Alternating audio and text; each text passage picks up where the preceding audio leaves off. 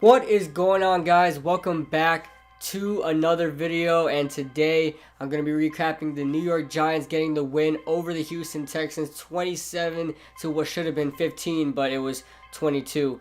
But great win for the Giants. This is probably the best offensive performance we've seen from the Giants for a long time. I'm talking before the whole Ben McAdoo situation. Actually, maybe his first year as a coach. Maybe that's the last time we've seen a performance like that, where just we were clicking on all cylinders, and besides the third quarter and half of the fourth. But as far as the first half went, I had no complaints whatsoever. We were up 20 points in the first half, so I was completely happy with that. It was like 20. We weren't up 20 points. We had 20 points. It was like 20-6 at halftime, I believe. And the Giants just looked great on defense, looked great on offense. And I thought, this would be an easy game. Maybe we'll even score 30 for the first time in 2.5 years now. But not the case. The Giants do come out with the win, but not scoring 30. But who cares? I don't care that we didn't score 30. Not yet. I think that may happen in this Saints game, because you guys know every time we play the Saints. But anyway, a great win for the Giants. Only injuries so far that I know of. You guys let me know if you guys heard about any injuries as far as the Giants go. Tight end Evan Ingram left with a knee injury. He sprained his MCL. He is now considered week to week. Cornerback Antonio Hamilton injured his groin. I know he's not much of an important player, but he is a depth player. With Eli Apple out, we're kind of running out of guys to throw in there. B.W. Webb is out there. Dante Dion is out there. They're a little bit of a liability, so we do need to be careful about what we do with our depth at cornerback. And then probably the most scariest one is defensive tackle the defensive tackle Damon Harrison Snacks. He went out with an unknown injury. I don't know. I looked everywhere to see what kind of injury he had. I couldn't find it. If you guys know, let me know in the comment section below. It's probably on the Giants website, but I hate looking at the Giants articles sometimes, because they just have a bunch of stuff that I don't really care about reading. So, their articles are just longer than it should be.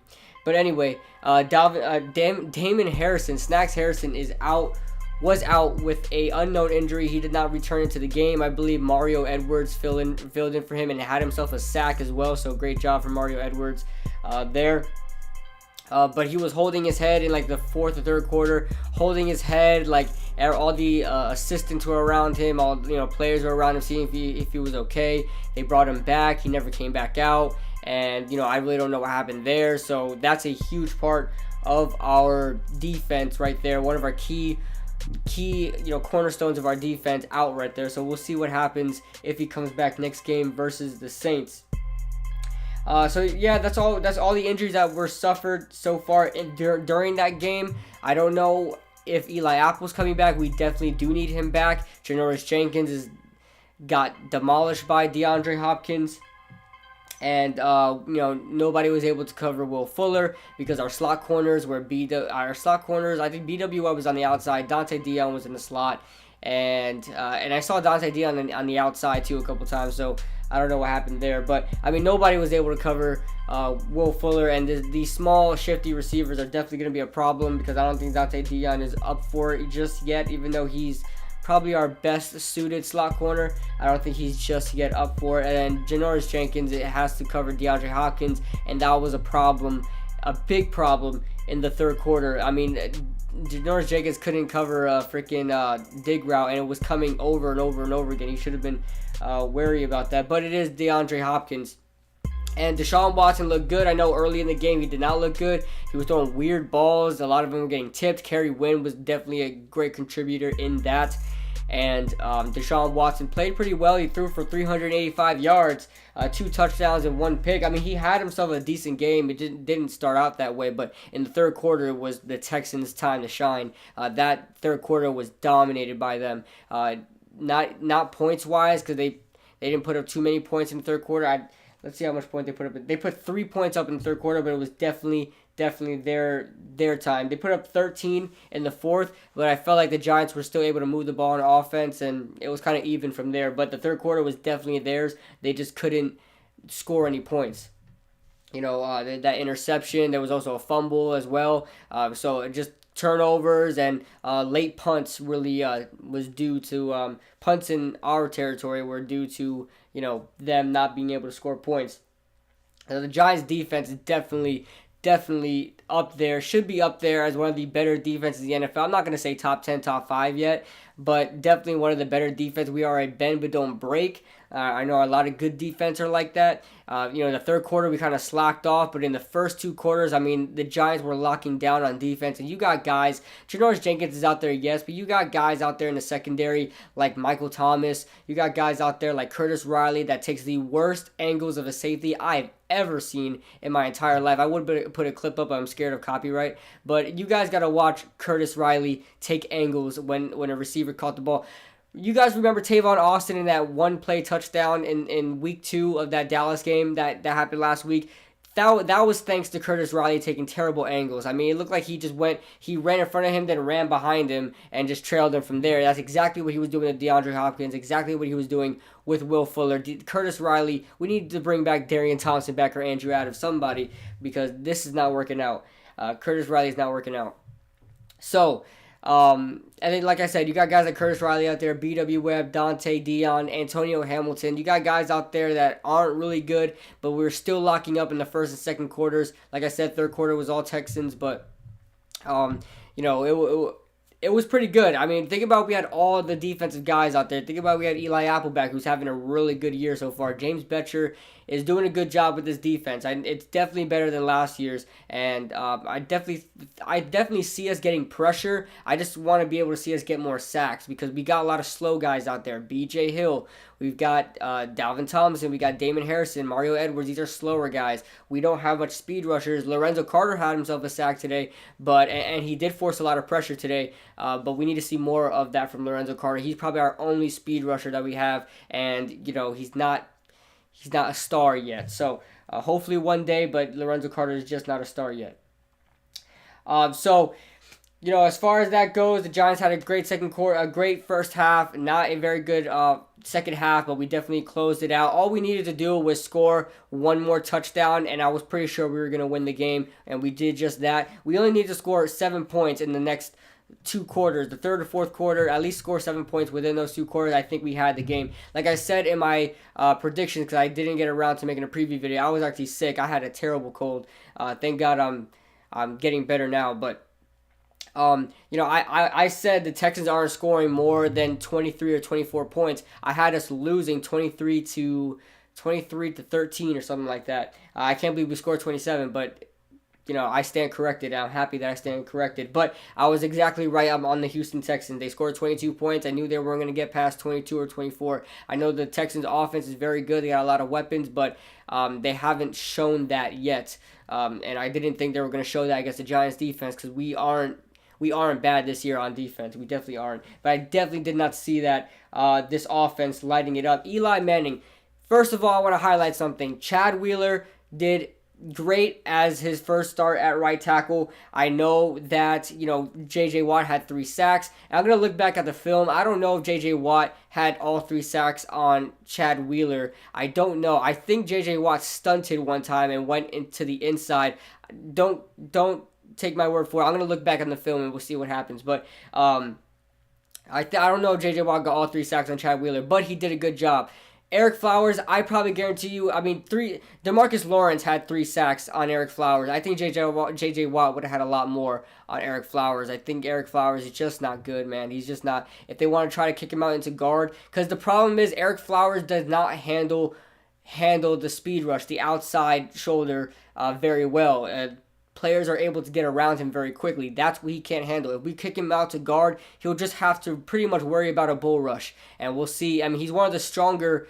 He is strong. If you guys don't know, he put up a lot of bench rest. He put like the most bench rest from an O-lineman in the combine when he was drafted in the 2015 draft. So he's one of the stronger guys out there. He's just not very athletic. It is what it is. He's not able to kicking his feet out very well. So if we try him out at guard, I wonder what happens. But anyway, so Eli Manning, you see what he has. I've been telling you guys. I've been saying this since like 2014 now. I don't know how, ever since I've been on YouTube. Fans have been saying, Eli's done, and I said I gave you guys a little bit benefit of the doubt last time I did a review video on the Cowboys. I said, Eli should take some blame on it. He's missing a lot of open guys, and he did miss Odell Beckham when he hit that Sterling Shepard dink and dunk there. And Eli Manning is just becoming a game manager now that we have to accept that. But like I was saying before, Eli Manning hasn't lost his step all the way yet, but he's definitely getting there. Father time is definitely showing right now. So as far as Eli Manning goes, is he done? I don't think so. You gave him a great O-line. You gave him time to throw, and look what he did. Only 4 incompletions in the whole entire game. One of his most accurate games ever. Had a 86% completion percentage. I think that's his second highest ever. Right behind, I believe he went 28 or 31 in that Miami game back in 2015. So I think that's his highest ever. But this is definitely his second highest, and he played a great game. 297 yards, 2 touchdowns, no interceptions. Saquon Barkley, I think this was his best game of the season. Why? Even though he had 108 yards rushing in week 1, I just didn't think it was spectacular because most of his yards came from that one play. And don't get me wrong, that was a spectacular play, but I didn't feel like he did much anywhere else, just handing the ball off and getting some yards in that first game. I thought here he got the necessary yards he needed. When we needed a first down, he definitely got some. When we ran it on first down, he gave us half the field to work with. He put us in those 2nd and 5. He put us in those 2nd and 4 situations. He got us to 3rd and manageable, 3rd and short. And he got us the crucial first downs we needed. So I'm very happy with what I saw from Saquon Barkley as far as what he did in the running game and what he did in the passing game. Had over 100 yards in total yards. And I believe he had like 22 touches. So moving on to the running games for both teams. Saquon Barkley, 17 carries, 82 yards, 4.8 yards a carry. That's perfect. That's what I want to see. Had a long of 24 yards. See, in this game, he broke off multiple chunks of yards. He had like a 24-yard gain, then he had like another like a 15-yard gain when he ran for that touchdown. So that's what I want to see from Saquon Barkley. Just break off chunks. I'm not asking for a 10-yard gain every time you touch the ball, but I am asking for you to move the ball so consistently at a consistent amount of yards that teams are getting scared to have you run it, and then we set up play action. That's what I want to see. So I like what I saw from Saquon. I thought this was his best performance as a New York Giant so far. Wayne Gallman, 6 of 25, 4.2 yards a carry. Wayne Gallman did his thing. Jonathan Stewart barely touched the ball. That's pretty much what we're paying $4 million to. So just so let you guys know, I think he's getting $2 million this year and $2 million next year. But still, I don't know why we have Jonathan Stewart. It really doesn't make sense to me. Deshaun Watson, 5 carries, 36 yards. Alfred Blue, 4 carries, 13 yards. And Lamar Miller, 10 carries for 10 yards. And I can tell you why this happened. This is the exact thing that happened, but in opposite last week. The Texans were automatically in panic mode. From the moment that we set the tone with Saquon Barkley started getting those crucial yardage that we needed to run down the clock, wear down this defense, and the Houston offense is like, oh, damn, we need to do something now. We're down, what was it, 14-0? No, it was like 13-0. We're down 13-0. We're down 20-0. We need to start passing this ball. And what happens? Incompletions happen. Three and outs happen. Your defense now is on the field, and Saquon Barkley is doing the same thing, running the ball, keeping the clock moving. And so they could not rush the ball, even though they didn't rush the ball for basically anything. They had 19 carries for 59 yards. That's basically nothing, and most of that was because of Deshaun Watson. Their running backs virtually did nothing. So why did that happen? Why didn't they consistently run with the run game? Most coaches would, if they're having a good game and their running backs don't do well, they still give it to them anyway because they feel like they'll break one out anyway. Because when you wear down a defense, that's just what happens. It's natural. But they gave up on it because we set the tone early. The Giants need to do that. And what happened in that third quarter where the Texans completely dominated us? We passed it on first down. We would pass it on first down. Our first play of our possession, we passed it. Why? I don't know. I don't know why the Giants were trying to put in the dagger so quickly. We had 2 more quarters to work with. Run the ball, run the clock, get more yardage, wear down the defense. You could score again. They could do the same thing and score again and score again and score again. I think we got a little too anxious. We're like, oh man, we were close to 30 points. We're close to putting this game away.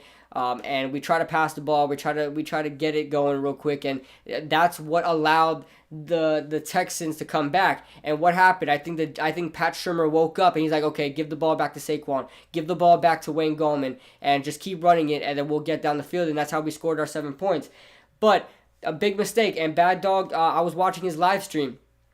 Shout out to Bad Dog 7676. I was watching his live stream, and he was saying, we're passing the ball on first down. We're passing the ball when we shouldn't need to, and that we're allowing the Texans to come back. And then if you guys notice, as soon as we started running the ball on first down and we started getting more yardage and starting to move down the field more methodically, that's when the Texans were starting to let off a little bit. We were starting to get our momentum back on the Texans, and when it was quickly looking like the Texans were about to make one of the biggest comebacks in history. Because they were down, 20-3. That would have been a 17-point comeback from like the first half. They would have had the whole half to themselves, the whole second half to themselves. So we now move on to the receiving game. I think Odell Beckham is getting a little jealous.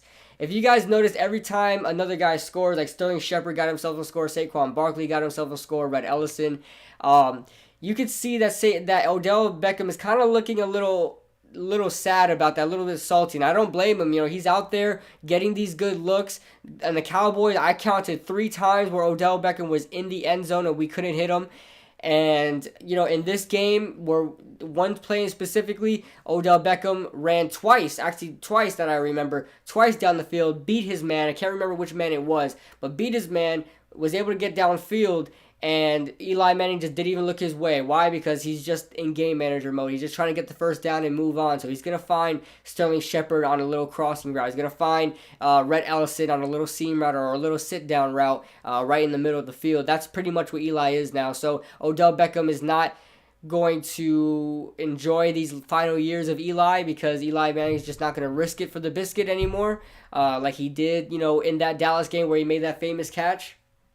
So he's not going to risk it for the biscuit anymore. And maybe he'll throw some shots down the field, but they're just not going to connect. Like that time he tried to hit Cody Latimer down the field and nothing happened. So yeah, Odell Beckham had 9 receptions for 109 yards, along with 30 yards and 10 targets. So basically, every time he was targeted, he was pretty much hit and caught the ball. But, too many times was he missed for a touchdown.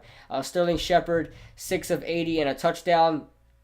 Red Ellison, 3 of 39 and a touchdown. Red Ellison did a very good job in the blocking game and did a very good job in the passing game, filling in for Evan Ingram. Saquon Barkley had 5 for 35. Cody Latimer, 1 for 15. And Saquon Barkley, 5 for 35. Yeah, so moving on, and the Houston Texans and the receiving game just killed us, especially in the third quarter. Most of these yards were from the third quarter. Will Fuller, 5 receptions, 101 yards, and a touchdown. DeAndre Hopkins, 6 for 86. Jordan Thomas, 2 for 53. Ryan Griffin, 2 for 44. And the rest are pretty insignificant. As far as fumbles go, Eli Manning, Stacy Coley, they fumbled. They both fumbled. Stacy Coley is our new return guy, if you guys didn't know. And then our defense, because Kalen Clay is inactive, we didn't cut him, we just made him inactive. Curtis Riley highlights the tackles on the Giants stat sheet, and that's because he let everybody catch the ball, then tackled them. David Harrison, 7 tackles, always on top. 1.5 tackles for loss. Kerry Wynn had a fantastic game. I mean, this guy, Kerry Wynn, is our sub 3-4 line, a 3-4 defensive end. He's gonna be our pass rushing defensive end. And BJ Hill is our base 3-4 defensive end. And Kerry Wynn might just find his way to be a starter, and he's killing it right now. He really is. So shout out to Kerry Wynn. He had himself a pass defense. He knocked down a ball and had himself a tackle for loss. See, Kerry Wynn is just going off. Landon Collins had himself a good game. Alec Ogletree had himself an interception. He was still struggling, especially in the third quarter down the middle of the field. He was still struggling with tight ends. That's a big problem of his, and I think he's just not the most athletic of the linebackers out there, even though you would think so. But he definitely is still good at covering running backs out the backfield and stuff like that. And that's how he got that interception. Lamar Miller was on that wheel route, went right up the sideline, and Alec Ogletree read that perfectly. J.J. Watt had himself freaking 3 sacks, dude. 3 sacks. Zach Cunningham actually looked pretty good, and that's a guy I highlight Zach Cunningham because I wanted him when he was drafted. That's one of the guys I wanted because we needed an inside linebacker. So good to see Zach Cunningham doing well. As a total, the Giants totaled 3 sacks. You got 1 from B.J. Hill, you got 1 from Mario Edwards, and you got 1 from Lorenzo Carter. So Lorenzo Carter gets his first sack as a New York Giant. So does B.J. Hill, and so does Mario Edwards. So good for them. Moving on. For the defense, J.J. Watt, like I said, he had 3 sacks, and then another sack came from Angelo Blackson. Don't know who that guy is, but Angelo Blackson sacked Eli Manning. Anyway, so that is the stat line for you guys. I don't know what else to highlight, really. But moving on, the Giants go, I believe they go to the Saints. Correct me if I'm wrong. Yes, they go. No, they play at home versus the Saints, so they're back at home, back at MetLife. It's a 4:25 game. Do I think the Giants will win? I don't know. It all depends on what offense do we see from the Saints and what defense do we see from the New York Giants. I believe that the Saints defense is definitely not the defense from last year. I think we're gonna do well. We're going to do well against their defense. We're definitely going to do well. If we have the same, they don't have the great pass rusher. They got Cameron Jordan. They got Sheldon Rankins. They got Marcus Davenport. But I haven't really heard much of Marcus Davenport. Correct me if I'm wrong. I don't know if he's having a spectacular season, and I don't know about it. But I don't think he's really having a great year right now. Well, fantastic year. I don't know if he's pretty good. Marcus Lattimore is there, but Marshawn Lattimore is there, but haven't heard much about him. And the Saints are just back to the Saints defense. They allowed 37 against the Falcons, and they allowed like 21 against the Cleveland Browns, and with Tyrod Taylor. So the Saints aren't looking good right now, and I can't remember who they faced week 1. They faced the Tampa Bay Buccaneers, who freaking destroyed them on week 1. So their defense is completely suspect, so I believe that the Giants can score some points. It just depends on what kind of defense do we see from the Giants in week 4. That's it for my review, my recap of the New York Giants versus the Houston Texans. 27-22 is the final score. Let me know what you guys think in the comment section below, and I'll see you guys in the next video.